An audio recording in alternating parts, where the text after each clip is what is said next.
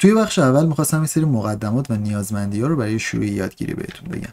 شما به بروزر و کد ادیتور نیاز دارین. به عنوان بروزر من به شما گوگل کروم رو پیشنهاد میدم و به عنوان کد ادیتور من به شما وی اس کد یا همون ویژوال استودیو کد رو پیشنهاد میدم.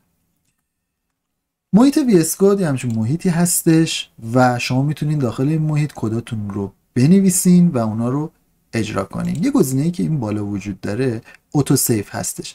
همین اول کار می‌خواستم که این تیک اوتو سیو رو حتما فعال کنین. خب یه سری اکستنشن ها داخل وی اس کد وجود داره که اون اکستنشن ها به ما داخل کد نوشتن کمک میکنه. من اینجا یه لیست از 6 تا اکستنشنی که مناسب هستن رو برای شما آوردم و شما میتونین اکستنشن ها رو نصب کنید. چجوری اکستنشن ها رو میشه نصب کرد؟ شما میایین داخل این بخش و یه گزینه وجود داره به اسم اکستنشنز. اینجا اسم اکستنشن مورد نظر رو سرچ میکنین، مثلا لایف سرور، و اون اکستنشن رو میارین و یک گزینه اینستال داره. تیک اینستال رو که بزنین اکستنشن برای شما نصب میشه.